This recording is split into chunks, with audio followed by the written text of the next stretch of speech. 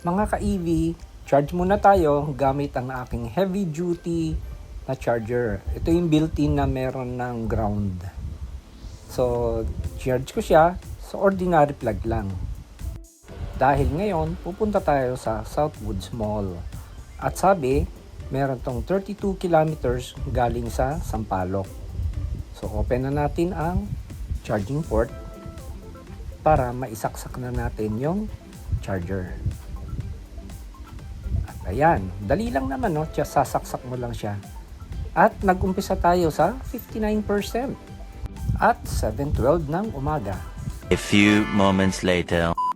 10:53 na ng umaga at medyo nagmamadali na ako kaya kahit 77% tinanggal ko na. Okay, biyahe na tayo. Magsimula tayo sa 79%. Oh, don't worry, hands-free. Meron akong Insta360 na camera. And nandito na tayo sa Skyway. So, ang takbo ko, mga nasa lang, 70, 60, mga 80. Pero, hinataw ko ng 90 to, mga ka-EV. Para matest lang, pero sandali lang naman. And nagstay lang ako dun sa middle. Nag-inner lane lang ako kapag nag-overtake, pero smooth lang naman yung takbo. And napupuna ko, no? Puro road noise lang ang narinig ko, na sobrang tahimik. Tapos yung manibela, grabe ang lambot talaga ng manibela. Yung infotainment, okay naman yung sounds walang problema. So kung makikita nyo, may ticket ako, no? Kasi wala pa nga akong RFID. Pagdating na lang sa Southwoods, doon na lang ako magpapa-install ng RFID.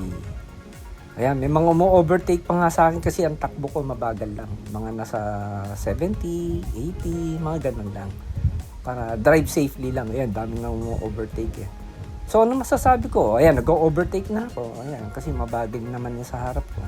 So, ano masasabi ko? Smooth naman yung driving niya, maganda. Ang tuling niya, pwede pa nga ihataw to hindi ko lang hinahataw ng gaano, no? Kaya makikita niyo sa gauge, mga na 70 plus lang naman. Ang ganda na takbo. Grabe ang hindi ito yung ine-expect ko. Akala ko, 'di ba, malita sa sasakyan, medyo matagtag, and yung gulong pag medyo matuling ka na, nagwiwiggle. Ito hindi, steady lang talaga siya. Para na rin ako nagda-drive ng Honda Jazz ko Sobrang tahimik niya. At ayan, nandito na tayo sa Southwoods Mall. Actually, meron na kaming property dito. Pero dito sa Southwoods, mahal yun Dito lang kami sa isang subdivision na maliit. At ayan, mga ka-EV, salamat at nag-join kayo sa journey ko. Maiksi lang naman to. Gusto ko lang naman i-share kung ano yung biyahe ko. And please, subscribe po kayo sa aking channel. Pakisuporta lang po. Maraming salamat. Bye!